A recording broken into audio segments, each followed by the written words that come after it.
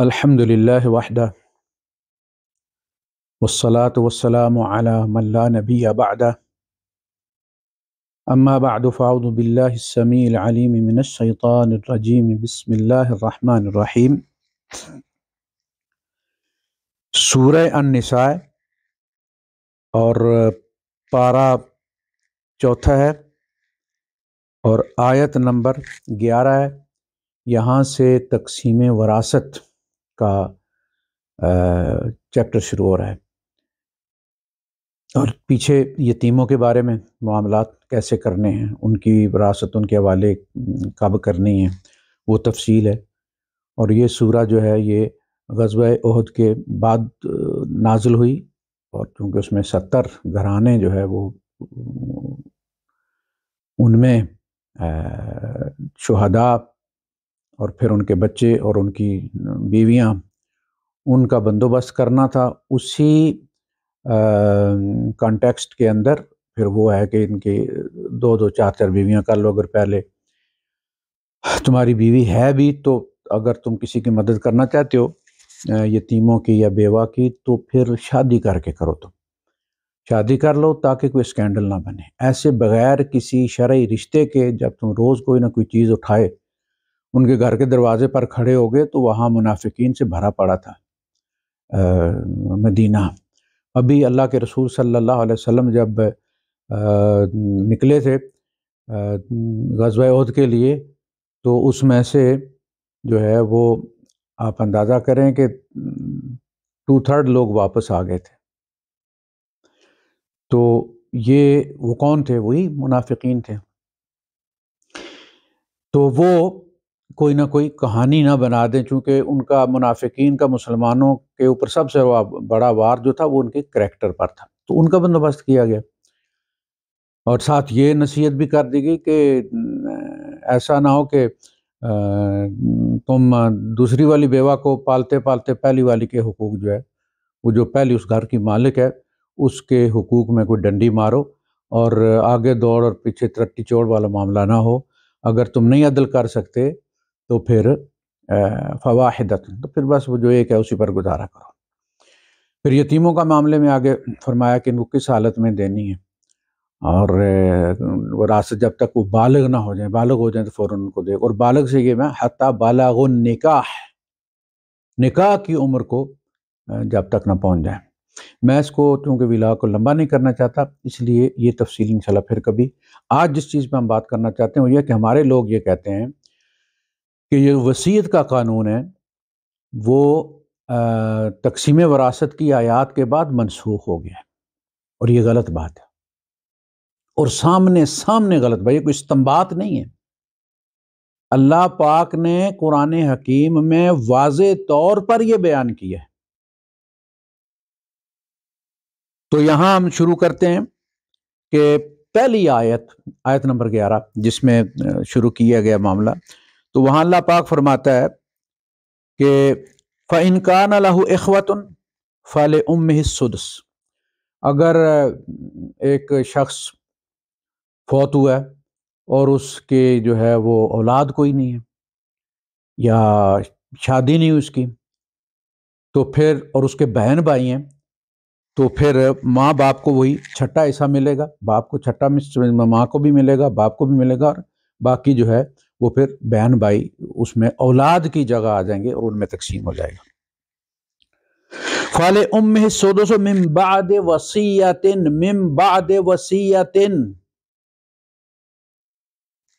یوصی بہا، جس کی وصیت کر دی گئی ہو، او دین، یا اس کا قرضہ۔ یعنی یہ جو اوپر تقسیم کا فارمولہ بیان کیا گیا، اللہ پاک کہتا ہے من بعد وصیت، پہلے وصیت پوری کرنی ہے، پھر قرض ادا کرنا ہے۔ من بعد وصیت یوصی بہا، جس کی وصیت کر دی گئی، اس لیے کہ وصیت کرنا فرض کیا گیا تھا۔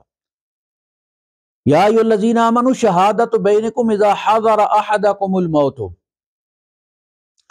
جب تم رستے میں ہو، سفر پہ جا رہے ہو اور موت جو ہے اس کا تمہیں پتہ چل گیا کہ مرض الموت آ گیا اور میں اب مرنے والا ہوں، تو اس کا نصاب مقرر کیا گیا کہ 2 بندے جو ہے وہ تم گواہ بنا لو، مسلمانوں میں سے ہوں تو بھی، غیر مسلموں میں سے ہوں تو بھی، دو بندے گواہ بنا کے وصیت کر دو، یہ اس کا ہے۔ اور پورا رکوع ہے اس کا پھر کہ ان بندوں سے قسم کہاں لینی ہے، کس صیغے میں قسم لینی ہے، وہ جملے بولے گا وہ۔ تو من بعد وصیت، یہ اوپر والی تقسیم ہوگی، پہلے وصیت پوری کرنی ہے، ٹھیک ہے جی۔ یوسی بہا او دین آباؤکم و ابناؤکم، تمہارے باپ دادا ہوں یا تمہاری اولاد ہو، لا تدرون ایہم اقرب لکم نفعا، تم نہیں جانتے کہ ان میں سب سے زیادہ نفع رساں تمہارے لیے کون ہے۔ اچھا، اب وہ مرتے ہوئے نفع رساں کہاں دے؟ یہاں یہ بتایا گیا کہ جو عصبات بنے نا، یہ اس لیے کہ جو آپ کی مدد کرے مشکل میں، آپ کو تجربہ ہوتا رہے، آپ 60 سال زندہ رہے، 50 سال زندہ، 40 سال زندہ رہے، آپ کو پتہ ہے رشتہ داروں میں کون میری مشکل کو پہنچا ہے، اولاد میں سے کون میری مشکل میں پہنچا مجھے، اور کون تماشا دیکھتا رہا ہے۔ ایک آدمی لٹ گیا ماں باپ کی دوائیاں اور آپریشن کروا کے، اور دوسروں نے یہ بھی نہیں پوچھا کہ ابا جان کا بنا کیا ہے، اور جب وراثت کی بات آئے تو دوڑ کے آ جائے وہ اور برابر ملے اسے۔ اللہ پاک کو اتنا بے انصاف ہے، وہ آپ کو کہہ رہا ہے تمہیں جس نے نفع دیا ہے نا اس کا بھلا کرو، تاکہ پتہ ہو اولاد کو کہ اگر ہم نے ماں باپ کی خدمت نہ کی، وقت پر نہ پہنچے، بڑے بھائی کا ساتھ نہ دیا، اس میں شیئر نہ اپنا ڈالا ماں باپ کے علاج میں اور دیگر ضروریات میں، تو جائیداد میں کچھ نہیں ملے گا۔ یہ نہیں کہ جب مر جائیں گے ابا جان تو آٹومیٹکلی وہ حکومت کے کاغذوں میں چڑھ جائے گی زمین بھی اور سارا کچھ، نہیں۔ اپنی زندگی میں تم جانتے ہو کہ کون نفع رساں ہے اور کون تمہارے لیے نقصان دہ تھا، لہذا اس کو نفع دے کے جاؤ جس نے تمہیں زندگی میں نفع دی ہے۔ فریضۃ من اللہ، یہ اللہ کی طرف سے فرض ہے۔ تقسیم تو وہ ہوگی نا جو اللہ پاک کہتا ہے وصی من بعد وصیۃ یوصی بہا او دین، وصیت پوری کرنے کے بعد، قرض دینے کے بعد باقی جو بچے گا اس کی تقسیم اللہ کہتا ہے میں بتا رہا ہوں، اس کی تقسیم میں بتا رہا ہوں۔ پہلے وصیت اس کو دیکھو، فریضۃ من اللہ ان اللہ کان علیما حکیما، اللہ بڑے علم والا ہے اور دائم علم والا ہے، ہمارے علم میں انقطاع ہے، ایک وقت تک ہم عالم ہوتے ہیں اور اس کے بعد پھر ہم اسی طرح ہو جاتے ہیں جس طرح بچپن میں ہوتے ہیں ہم۔ وَلَكُمْ نِصْفُ مَا تَرَكَ أَزْوَاجُكُمْ، اور تمہارے لیے نصف ہے اس کا جو تمہاری بیویاں چھوڑ کے جاتی ہیں، تارا کا ہم نے پہلے ہی طے کر لیا ہے کہ بھائی اس میں چھیڑ چھاڑ نہیں کرنی، اور جی وارث کے حق میں وصیت نہیں ہوتی، وارث مرنے کے بعد ہوگا نا بھائی صاحب، ابھی تو میں خود موجود ہوں، میں کسی مولوی کو پلاٹ دیتا ہوں، کبھی کوئی مولوی، کبھی کوئی مفتی، کبھی کوئی جامعہ کا محتمم یہ نہیں کہے گا او بھائی صاحب یہ تمہاری اولاد کا حق ہے، یہ تمہارے ورثاء کا حق ہے، اس میں ڈنڈی نہ مارو، انہیں پتہ ہے یہ مرضی سے دے، اسی لیے تو کہتے ہیں، اسی لیے تو مانگتے ہیں۔ آج تک کوئی شخص یہ کہے، ایک بندہ کہہ دے کہ میں جامعہ میں اپنا پلاٹ دینے گیا کہ اب میرا کرنگی والا پلاٹ جو ہے وہ آپ اپنے مدرسے میں شامل کر لیں، اور انہوں نے کہا کہ نہ یہ تو تمہارے ورثاء کا حق ہے، ورثاء کے حق میں تم ڈنڈی نہیں مار سکتے، ہاں تمہیں پتہ ہے ابھی کوئی وارث نہیں بنا، ابھی یہی اکیلا وارث ہے، فوراً وصول کر لیتے ہیں۔ تو یہ بات بھی غلط ہے کہ وارث کے حق میں ڈنڈی مارنا، بھائی صاحب وارث تو میرے مرنے کے بعد بنے گا، میں ڈنڈی کیسے مار سکتا ہوں؟ وَلَكُمْ نِصْفُ مَا تَرَكَ أَزْوَاجُكُمْ، تَرَكَ أَزْوَاجُكُمْ تو تمہاری بیویاں چھوڑ مری ہیں، إِن لَمْ يَكُن لَهُنَّ وَلَدٌ، اگر ان کی کوئی اولاد نہیں ہے، چھڑی چھانٹ بیوی ہے صرف، تو تمہارا نصف ہے۔ فَإِن كَانَ لَهُنَّ وَلَدٌ، اگر ان کی اولاد ہے، فَلَكُمُ الرُّبُعُ، تمہارے لیے پھر چوتھا حصہ ہے، مِمَّا تَرَكْنَا، جو وہ چھوڑ گئی ہیں، مِن بَعْدِ وَصِيَّةٍ، من بعد وصیت، کہتے ہیں جی ان آیات نے وصیت کو منسوخ کر دیا، بابا سر پر چڑھی ہوئی ہے وصیت، ہر آیت کے آخر میں وصیت سر چڑھی ہوئی ہے، ایسے ہی بیٹھ کے اپنے حجروں میں تم جو ہے وہ کر دیتے ہو قرآن میں تبدیلی اور تحول اس کے اندر۔ بیویاں بھی اب اگر اپنی زندگی میں کہتی ہیں یہ بالیاں اس کو دے دینا، یہ میرے کڑے اس کو دے دینا، اس کو دے دینا، میری بہن کو دے دینا، وہ پہلے پورا کرو. اور صرف 16 کی وصیت کر سکتے ہو، اس کی بھی کوئی دلیل نہیں ہے، اس کی بھی کوئی دلیل نہیں ہے. وہ مالک ہے، وہ جتنی چاہے وہ وصیت کر سکتا ہے. حضرت صفیہ سلام اللہ علیہا ام المؤمنین، ان کا ایک بھانجا تھا اور یہودی تھا. آپ نے 1,00,000 درہم اس کے حق میں وصیت کی، فوت ہو گئی، اللہ کو پیاری ہو گئی.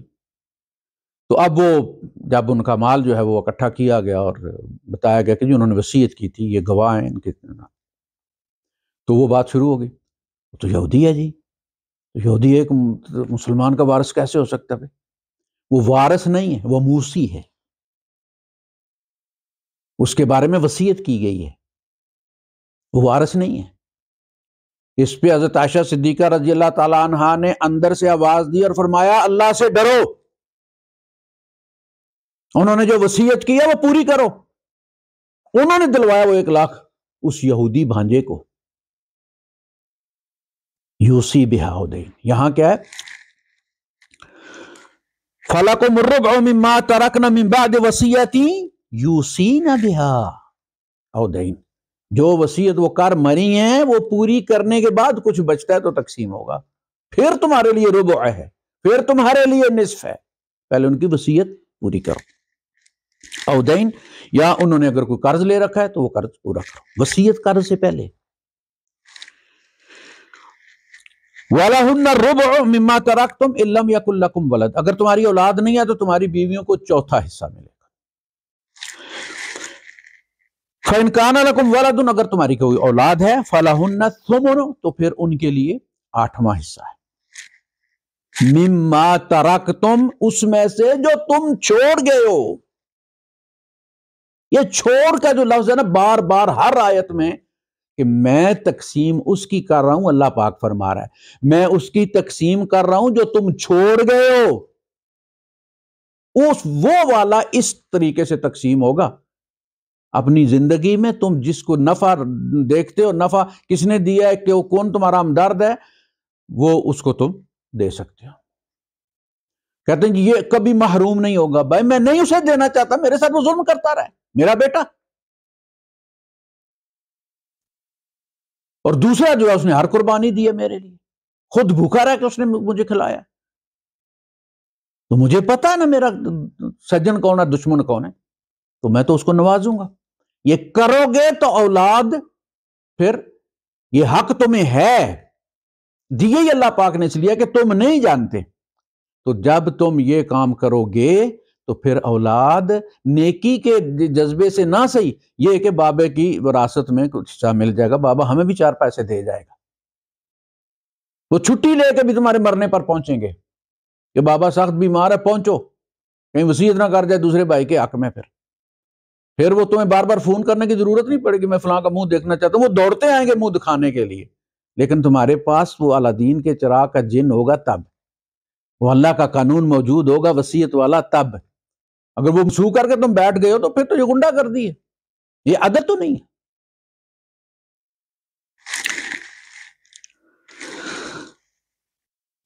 جی، مما ترکتم من بعد وصیت توصون بها او دین، وہ وصیت جو تم کر گئے ہو وہ پوری کرنے اور قرض اتارنے کے بعد جو بچے گا وہ تم لے سکتے ہو بیویوں کے اس میں سے بھی، اور بیویاں تمہارے حصے میں سے بھی وہی لے سکتی جو توصونا وصیت کا. کہتے منسوخ ہو گئی، میں بدو بدی. قرآن بار بار کہتا ہے وصیت پوری کرو پہلے، پھر وراثت تقسیم ہوگی. وصیت دیکھو وہ کیا کر گیا، کس کس کو دینا، وہ 2 جو باقی بچتا ہے وہ تقسیم کرو. من بعد وصیت توصون بها او دین. آگے چلے. وَإِن كَانَ رَجُلٌ يُورَثُ كَلَالَةً أَوْ امْرَأَةٌ وَلَهُ أَخٌ أَوْ أُخْتٌ فَلِكُلِّ وَاحِدٍ مِّنْهُمَا السُّدُسُ فَإِن كَانُوا أَكْثَرَ مِنْ ذَلِكَ فَهُمْ شُرَكَاءُ فِي الثُّلُثِ. اگر وہ اس سے زیادہ ہیں تو وہ سارے ثلث میں شریک ہوں گے. من بعد وصیتی، اب دیکھ وصیت یہاں بھی ہے، وہ کلالہ کے ساتھ بھی چمٹی ہوئی ہے، وہ بے اولاد اتر نکھتر کے ساتھ بھی جڑی ہوئی ہے کہ وہ بھی حق رکھتا ہے۔ من بعد وصیت یوصی بہا او دین غیر مضار، جو وصیت کی گئی ہے وہ پوری کرنے کے بعد، دین قرض ادا کرنے کے بعد جو بچتا ہے وہ تقسیم ہوگا، غیر مضار۔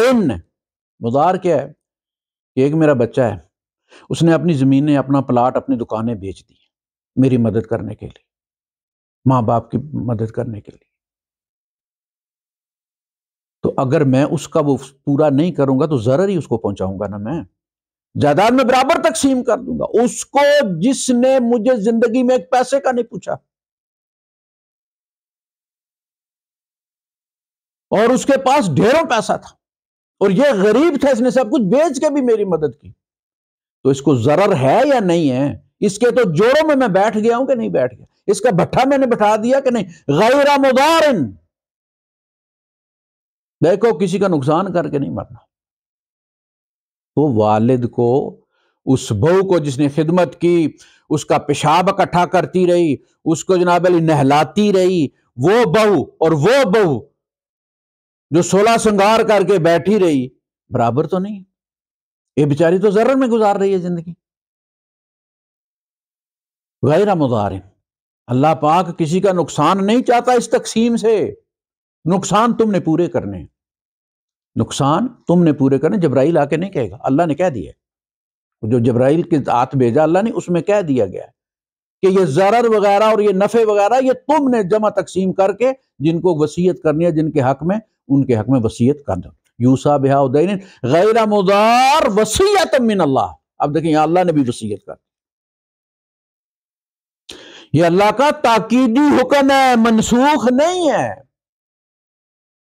پورا رکوع گزر گیا ہے تقسیم وراثت کا، اللہ پاک فرماتا ہے کہ یہ اللہ کی طرف سے وصیت ہے کہ وصیت پوری کرو اور وصیت کر کے جاؤ، لوگوں کو نقصان پہنچا کے مت مرو، ایک بیٹے کو کنگال کر کے مت جاؤ اور دوسروں کو سنوار جاؤ کہ جی جاؤ تو برابر تقسیم، اور وہ والا جو آتا ہی کہتا ہے کہ جی مکان بیچو، ساڑھے پیسے اسے دیو، ماں کو بھی باہر نکال کرتا ہے وہ کہ مکان وصیت کر جاؤ، بیوی کے نام لگا جاؤ، جب تک وہ زندہ اسے کوئی نکالنے کی جو ہے وہ جرت نہ کرے، کوئی بیٹوں میں سے جس نے آنا ہے اس کے ساتھ آ کے رہے، جی بسم اللہ، 4 ڈنگ رہے اور چلا جائے، لیکن بوڑھی کو نکال نہیں سکتا، اس کے نام کروا کے جاؤ اگر تمہارے اندر عقل و شعور ہے۔ اور چونکہ اس زمانے میں وصیت کا قانون موجود تھا اور کہیں اور رجسٹرڈ نہیں ہوتا تھا، اب تو حکومت کے ریکارڈ میں ہوتا ہے، آپ وصیت کر کے بھی جائیں تو وہ اگر آپ نے ان کے نام منتقل نہیں کیا تو قانون جو ہے وہ سب کو برابر دے دے گا۔ اپنی زندگی میں صرف وصیت نہیں کرنی، جا کے تحصیلدار کے سامنے بیان دو، اس کے نام کروا دو، بیوی کے نام کروا دو، بیٹے کے نام کروا دو جس نے تمہیں نفع پہنچایا ہے۔ وصیۃ من اللہ واللہ علیم حلیم، یہ اللہ تعالیٰ کی طرف سے وصیت ہے۔ اللہ پاک علیم بھی ہے اور حلیم بھی ہے۔